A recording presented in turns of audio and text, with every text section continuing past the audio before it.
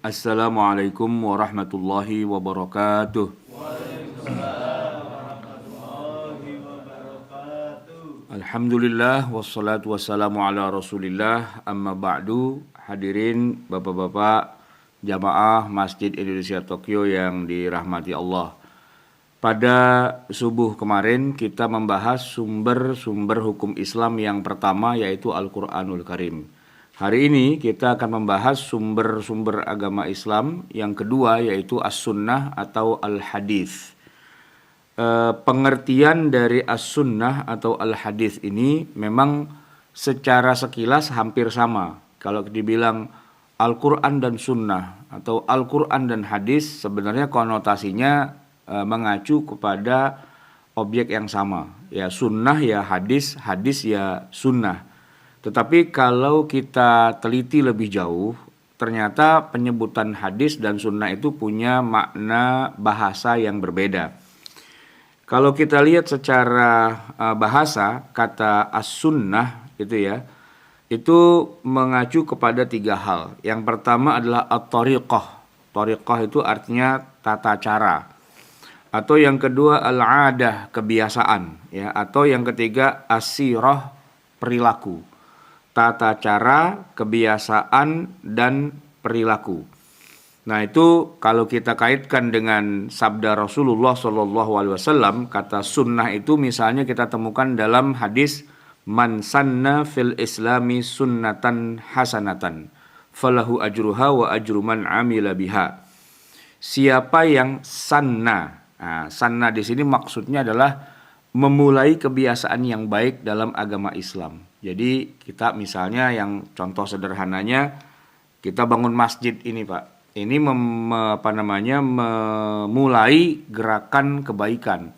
Suatu hal yang menjadi kebiasaan tapi menjadi baik, lalu diikuti oleh generasi berikutnya menjadi baik terus.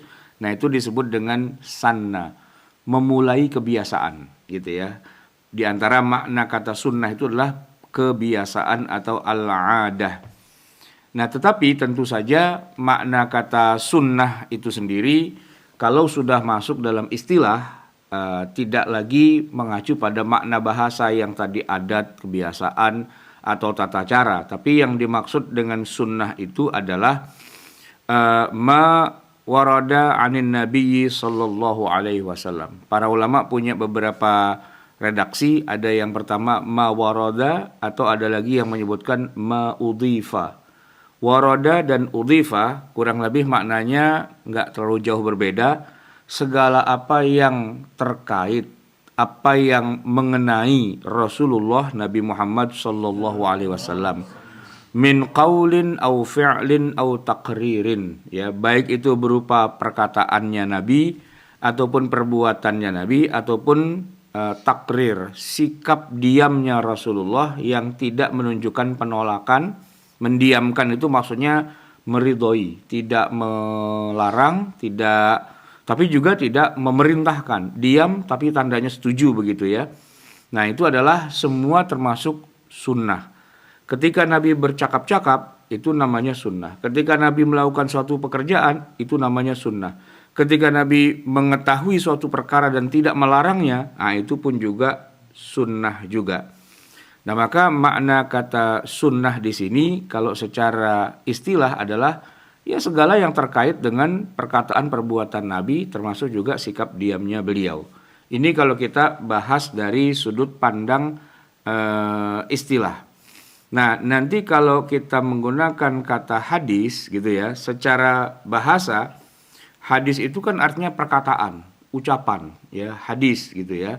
Tetapi makna dari kata hadis kalau sudah masuk dalam istilah ya, istilah dalam ilmu usul fikih, ya makna istilahnya sama dengan sunnah tadi, ma'udhifa ilan nabiy sallallahu alaihi wasallam min qaulin au fi'lin au taqririn. Sama persis seperti yang tadi. Jadi penggunaan kata sunnah dan hadis itu kalau makna bahasanya berbeda, tapi begitu sudah kita masuk wilayah ini, kita lagi ngomongin tentang sumber-sumber hukum Islam, maka kita bisa sebut dengan kata sunnah atau kita juga bisa sebut dengan istilah hadis. Walaupun hadis itu artinya adalah perkataan, Tapi kalau masuk dalam istilah usul fikih bukan hanya sebatas perkataannya Nabi, tapi juga perbuatannya Nabi dan juga sikap diamnya beliau.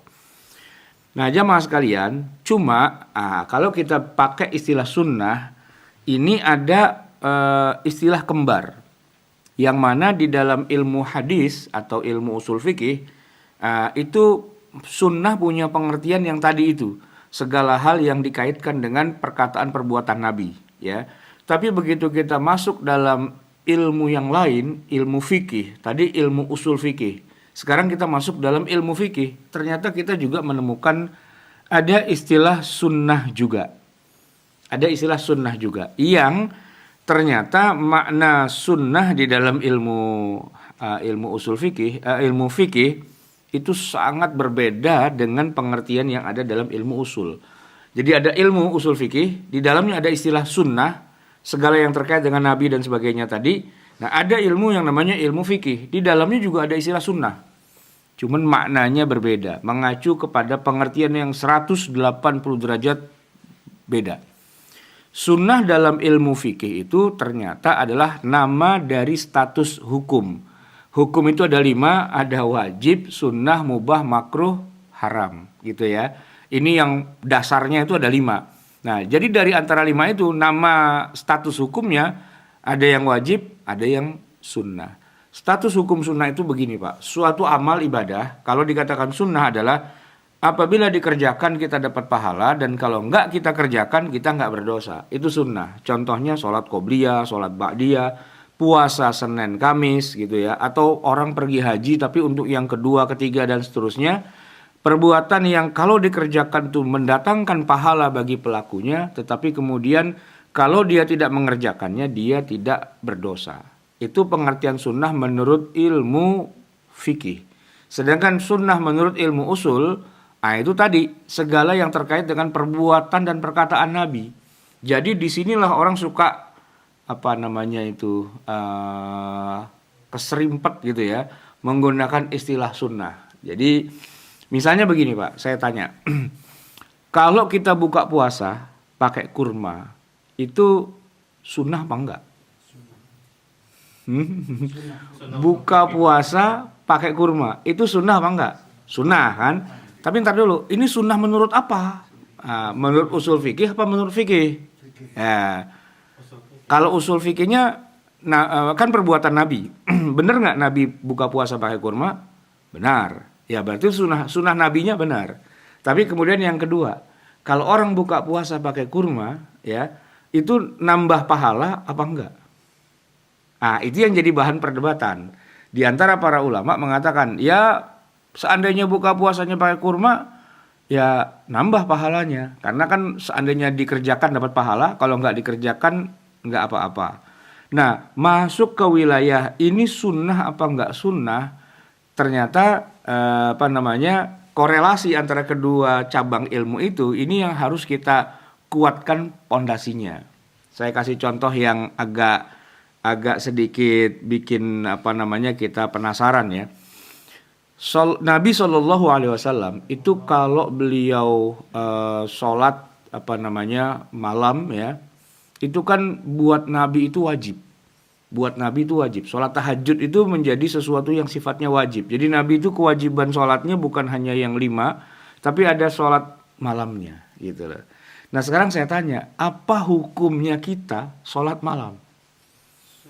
Sunnah. Itu dia Pak, kan jadi puyeng tuh kan.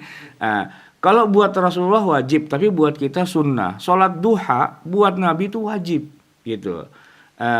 Kemudian menyembelih hewan kurban buat Nabi itu wajib, tapi Nabi sendiri mengatakan ada 3 hal yang buat saya wajib dan buat kalian istilahnya itu kalau Nabi menyebutnya bukan sunnah, Nabi menyebutnya istilah dengan tatawwu. Ya tatawwu itu kalau kita terjemahkan bahasa kitanya yang gampang ya sunnah. Maksudnya kalau Anda kerjakan Anda dapat pahala, tapi kalau Anda nggak kerjakan Anda tidak berdosa. Itu 3 hal itu ya tadi, sholat malam ya, sholat witir itu istilahnya, kemudian sholat duha, dan kemudian menyembelih hewan kurban.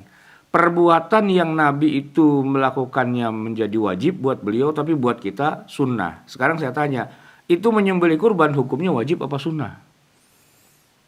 Ya, secara kita ya itu hukumnya sunnah, ya kan? Nah, Nabi hukumnya wajib. Tapi kalau kita menyebutnya dengan kacamata ilmu usul, maka menyembelih kurban itu adalah sunnah Nabi. Menyembelih kurban itu sunnah, maksudnya perbuatannya Nabi, gitu ya. Perbuatannya Nabi namanya sunnah, tapi buat Nabi hukumnya wajib. Puyeng nggak tuh kira-kira tuh? Istilah sunnah dengan jadi gini, tergantung kita mau menyebutnya ini dengan kacamata ilmu apa. Kalau kita bicara pakai ilmu usul, ya nanti anaknya ilmu usul fikih itu namanya ilmu hadis, itu hampir sama masih bagiannya. Kalau nyebut kata sunnah itu berarti perbuatannya Nabi. Ya, lepas dari hukumnya kepada kita, apakah juga jatuhnya sunnah atau jatuhnya wajib atau jatuhnya mubah, makruh atau haram. Karena ada juga perbuatan Nabi yang jatuhnya kepada kita haram. Misalnya apa? Ya, punya istri lebih dari 4 ya. Nabi kan istrinya 9, Pak. Nah itu kalau saya tanya, beristri lebih dari 4 seperti yang dilakukan oleh Nabi 9 orang, itu sunnah apa bukan? Jawabannya sunnah. Iya.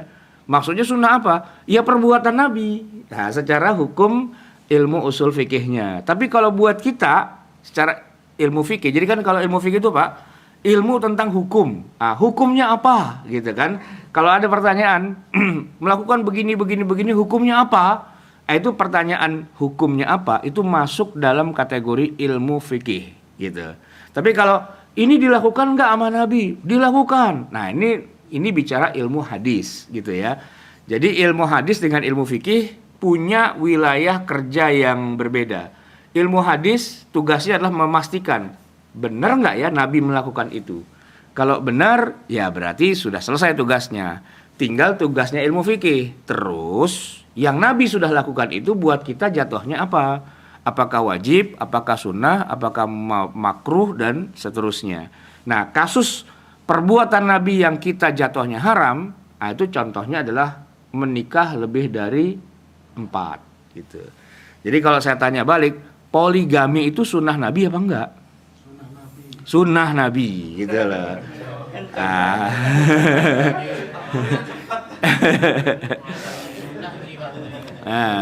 Poligami itu sunnah Nabi, tapi hukumnya apa buat kita?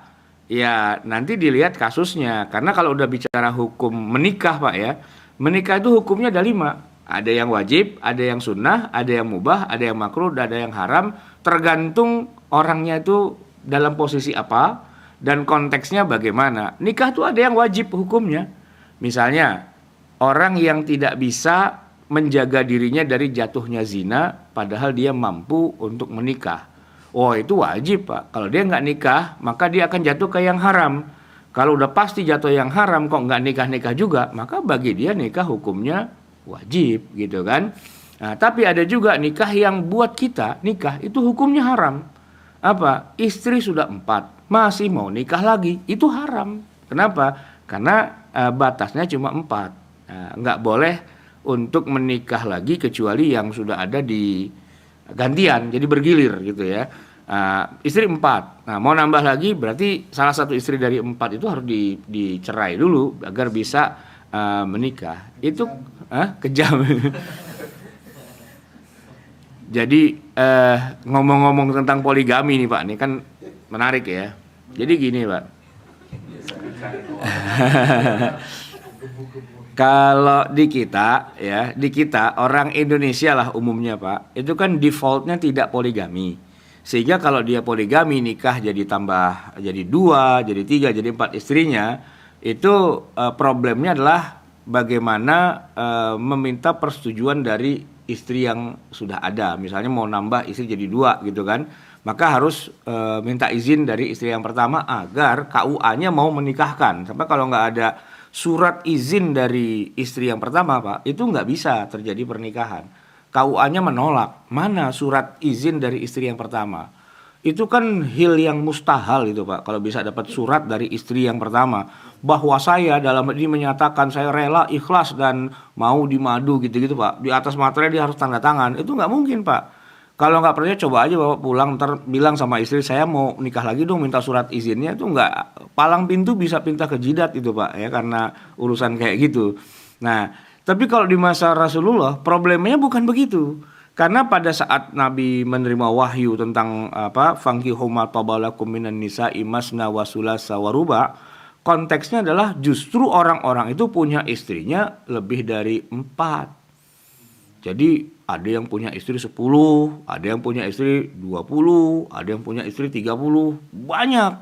Nah, begitu Allah turunkan, nikahlah 4, itu problemnya bukan bagaimana menambah, problemnya adalah bagaimana mengurangi. Nah, gitu loh. Iya, istrinya 10, Pak. Hanya boleh 4. Itu begitu turun ayat itu, banyak terjadi perceraian yang hukumnya wajib. Cerai yang hukumnya wajib, yaitu ketika seorang sahabat nih ya, dia punya istri 10, tiba-tiba turun ayat 4. Wah, itu problemnya bukan bagaimana menambah istri, problemnya bagaimana mengurangi istri. Padahal istrinya nggak ada yang bermasalah. Yang bermasalah adalah ayatnya turun membatasi 4. Nah, itu kan dari 10 diundi, Pak, siapa yang harus dicerai gitu kan. Nah, itu problemnya kayak gitu. Di masa Rasulullah, poligami itu bukan sunnah dalam arti bagaimana menambah. Poligami itu adalah posisinya bagaimana mengurangi, gitu ya. Bagaimana mengurangi. Nah, kalau kita orang Indonesia kebalikannya, poligami itu adalah bagaimana menambah dari yang ada jadi 2, jadi 3, jadi 4. Ya sulit, Pak. Tapi namanya laki-laki, Pak.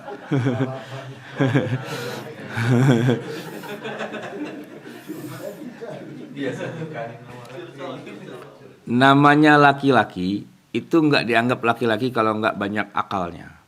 Jadi surat itu, Pak, surat izin boleh menikah lagi dari istri, itu ternyata bisa didapat gitu. Suratnya resmi, Pak. Cuma KUA setempat bingung, ini kenapa kok nggak ada tanda tangannya, cuma ada cap jempol. Rupanya itu istrinya lagi tidur, dipinjem jempolnya gitu kan. Jadi suratnya sah resmi, cuma ditanya kenapa nih nggak ada tanda tangan, cap jempol. Istri saya buta huruf gitu kan. Jadi nikahlah dia gitu kan. Tinggal istrinya bingung, bangun tidur kenapa biru-biru padahal belum ada pilpres udah biru tangannya gitu kan. Nah, itu 1001 akalnya laki-laki. Ini ilmu hitam, nggak usah dipraktekin, Pak, ya, nggak usah dijalankan gitu ya. Cara yang tidak benar gitu.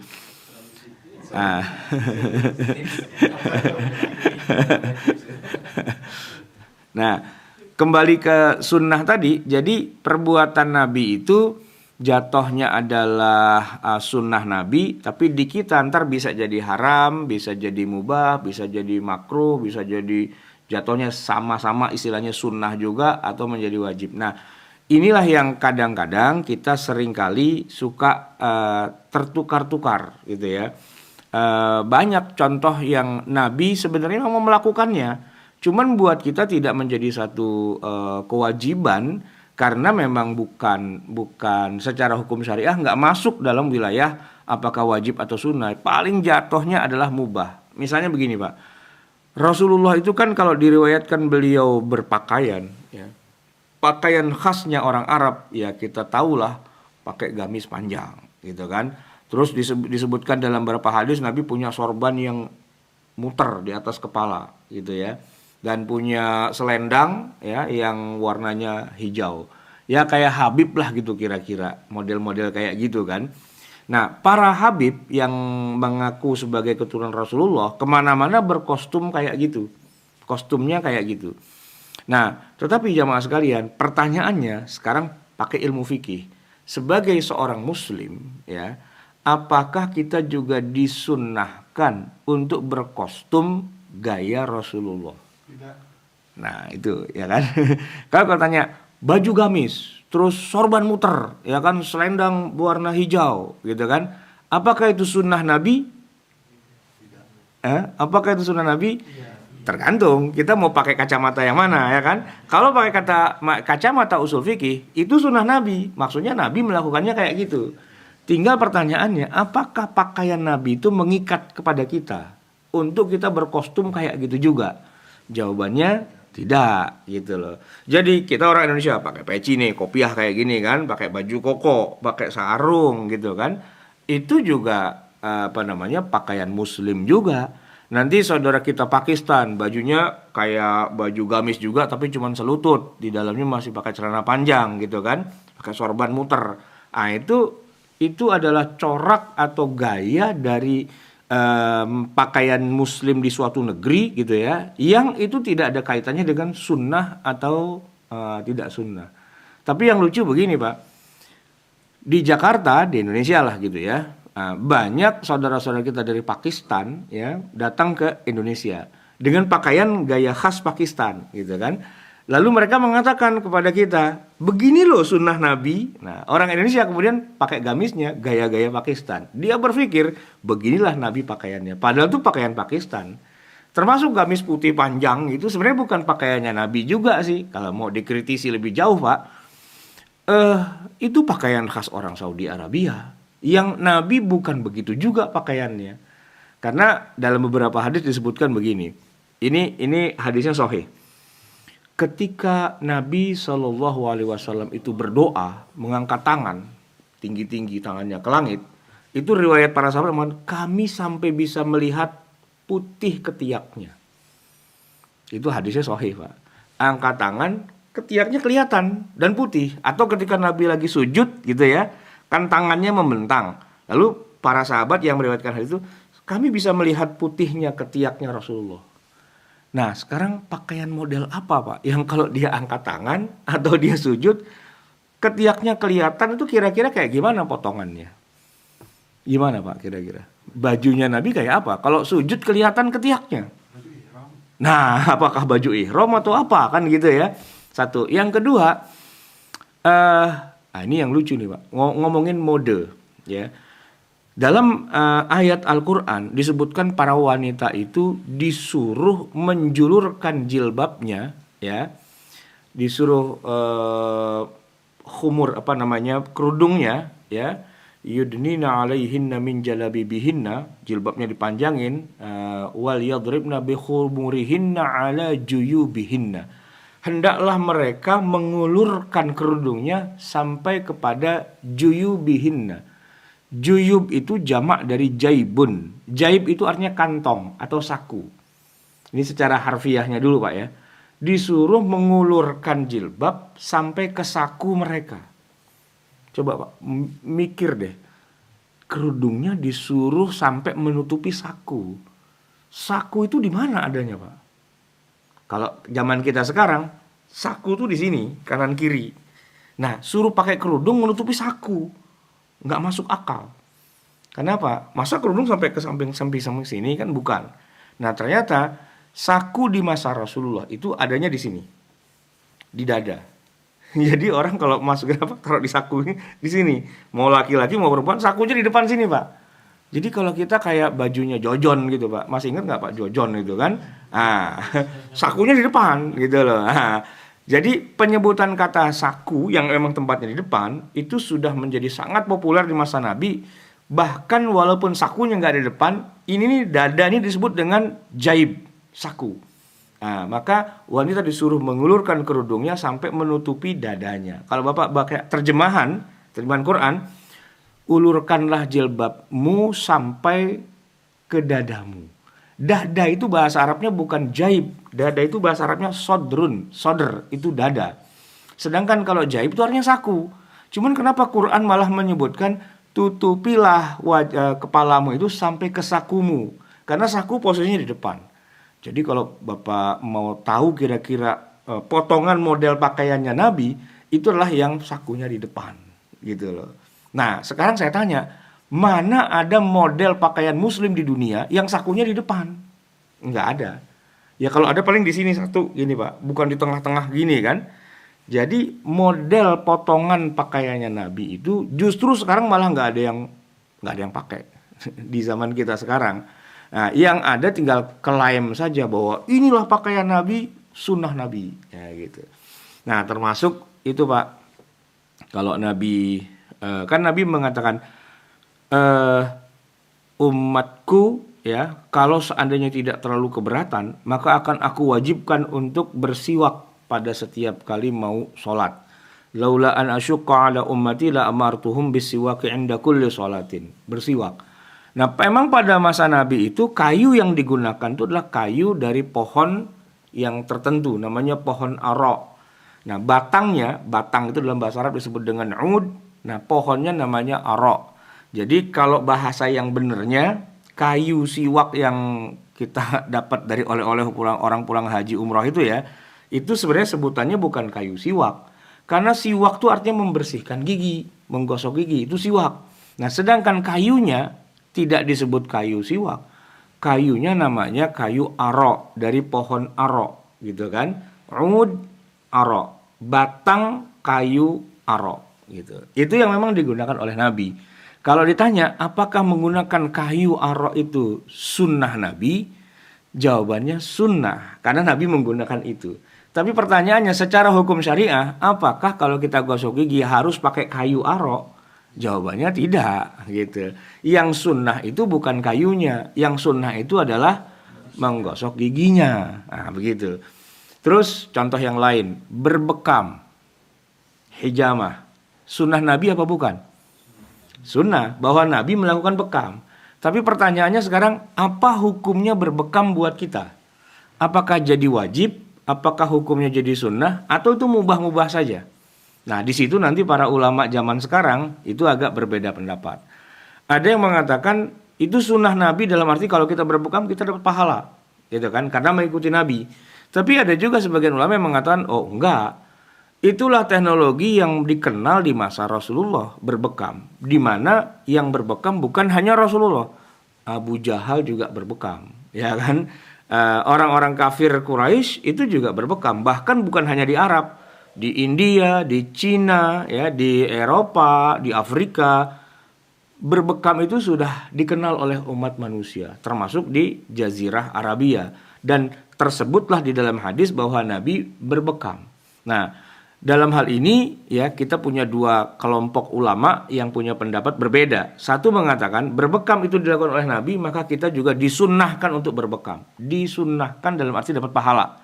Tapi yang lain lagi mengatakan enggak. Berbekam itulah perbuatan Nabi, memang sunnah. Tapi buat kita tidak ada urusannya harus dengan cara berbekam. Karena teknologi kedokteran itu sudah sangat maju. Ya, sudah sangat maju. Bahkan kedokteran barat yang sekarang berada pada puncak prestasinya sebenarnya itu diawali dari kedokteran Islam juga, gitu ya. Nah, artinya kalaulah kita ingin menghidupkan sunnah Nabi di masa Nabi, Nabi sudah menggunakan teknologi yang terbaru, yang terbaik, yang dikenal di masanya, berbekam. Tapi karena teknologi ini berkembang terus gitu, maka ketika kita berobat ya, kita harus cari kesembuhan, yang kita cari bukan tradisi di masa nabinya, tapi tradisi mengembangkan ilmu pengetahuan itu sampai pada puncak yang tertingginya. Nah, di zaman sekarang Pak, teknologi kedokteran udah sangat jauh berbeda dengan yang ada di masa Rasulullah. Jangan dibilang itu kedokteran kafir, itu kedokteran Yahudi, itu kedokteran orang-orang di luar agama Islam. Jadi kita kembali aja kepada bekam lagi, atau malah ini yang parah nih Pak. Di zaman Nabi kalau penyakit udah nggak bisa disembuhkan, terakhir main kasar Pak. Besi dipanaskan lalu ditusuk ke penyakitnya itu namanya kai gitu ya. Itu dilakukan oleh Nabi juga. Tapi kalau zaman sekarang Pak, orang nggak sembuh-sembuh ditusuk pakai besi panas, wah itu jadi masalah, urusan itu jadi kriminal Pak. Nah, jadi dalam hal ini secara hukum fikhiyahnya bukan berbekamnya, bukan ditusuk pakai besinya, tapi mengikuti teknologi yang terakhirnya.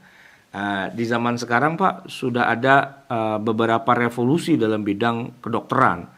Nah, revolusi dalam bidang kedokteran itu adalah yang Islami sebenarnya, yaitu misalnya sudah mulai dikenalnya vaksin, sesuatu yang tidak pernah dikenal di masa Rasulullah, vaksin gitu.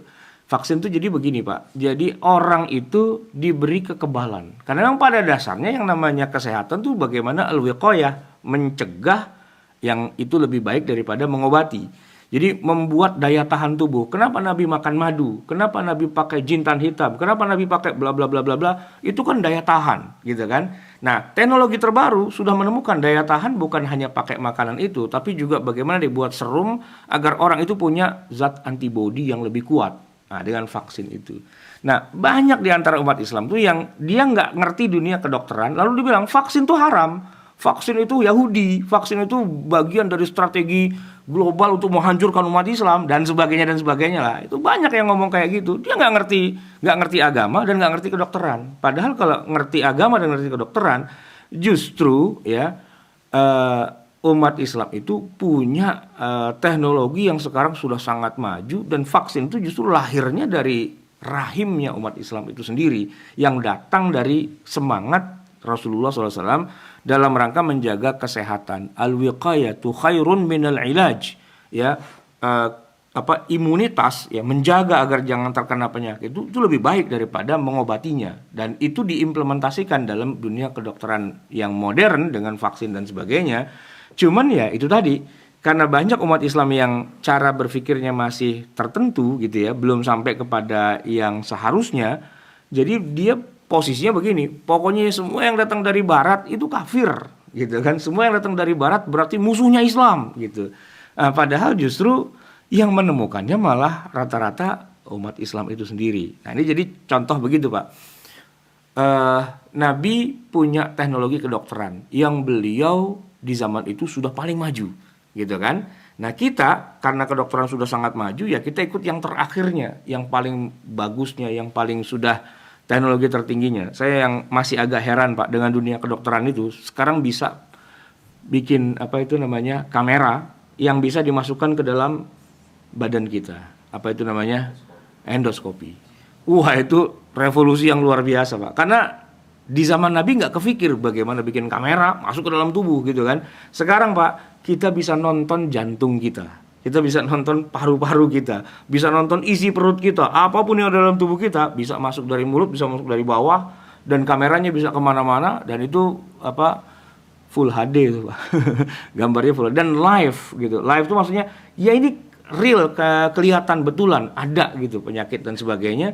Jadi bahkan penyakit itu bisa disembuhkan lewat jalur-jalur masuk ke dalam yang tangan kita nggak bisa, dan nggak usah dibedah lagi, dan langsung dilakukan pada saat itu juga. Itu kan teknologi yang sudah luar biasa, yang nggak terbayang. Apalagi adanya teknologi CT scan gitu, Pak. CT scan itu jadi orang cuman dimasukin ke MRI itu ya, set masuk terus keluar semua datanya, keluar semua. Itu kan sebenarnya kalau dipikir-pikir ya seperti itulah dulu Nabi Isa alaihi salam menyembuhkan orang. Dia disebut namanya Al-Masih, artinya adalah yang mengusap. Diusap aja set gitu, orang itu sembuh gitu kan. Nah, Al-Masih itu kalau dalam bahasa Arab sekarang, Pak, artinya scanner.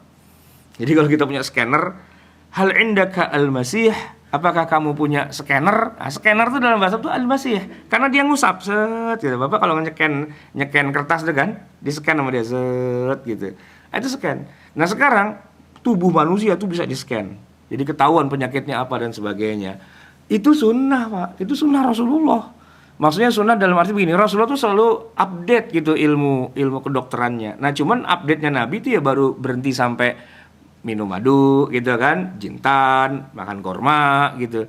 Orang makan kurma itu sebenarnya buat apa sih? Kan dia punya zat yang bisa membuat kekebalan tubuh itu kan. Nah, kekebalan tubuh 20 abad kemudian, 15 abad kemudian, itu sudah sangat maju gitu. Nggak cuma berdasarkan pada obat-obatan tradisional itu saja.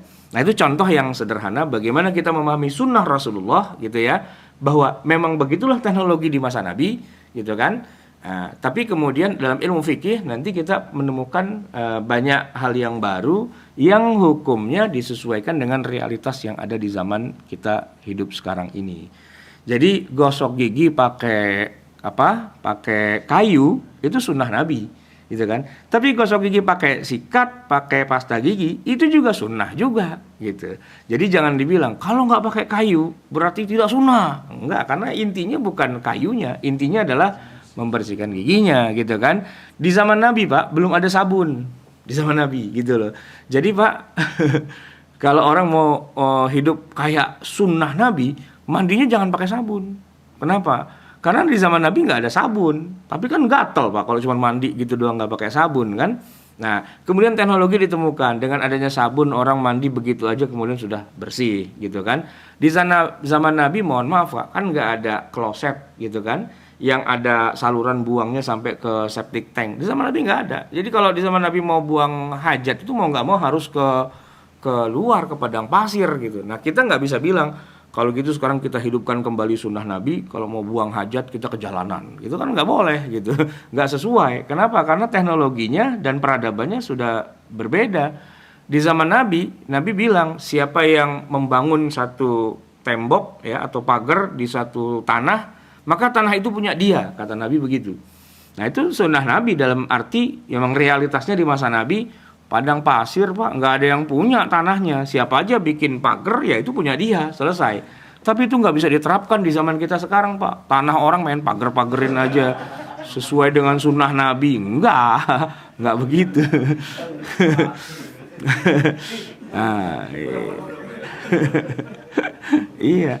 Jadi banyak realitas yang sudah berubah, yang seandainya Nabi hidup di hari ini juga nggak akan melakukan yang seperti itu juga. Maka jangan keliru kalau kita bilang wah apa-apa sunnah. Ya sunnah itu maksudnya itu adat dan kebiasaan yang ada di masa Nabi, yang belum tentu kita terikat dengan adat dan kebiasaan seperti itu di zaman kita sekarang. Dia realitasnya itu berubah. Nah, disitulah nanti fungsi ilmu fikih, dia bisa melakukan sintesa gitu ya. Realitasnya ini, tapi hukumnya begini. Nah, itu yang oleh ilmu fikih itu dibuat agar sunnah Nabi itu bisa sesuai dengan zaman yang ada berikutnya. Nah, kayak gitu kira-kira. Baik jamaah sekalian, waktu kita mungkin udah nggak banyak ya. Udah jam 4:15 ya sekarang ya. Kalau di Jakarta sih belum subuh nih Pak nih, ya masih bisa satu piring lagi sebenarnya. Kita subuhnya jam 5:20 di Jakarta itu ya. Masih jam 2 di Jakarta ya. Itu saja barangkali yang bisa saya sampaikan, semoga bermanfaat. Mohon maaf atas segala kekurangan dan kesalahan. Hadanallahu wa iyyakum ajma'in wal afu minkum. Wassalamualaikum warahmatullahi wabarakatuh.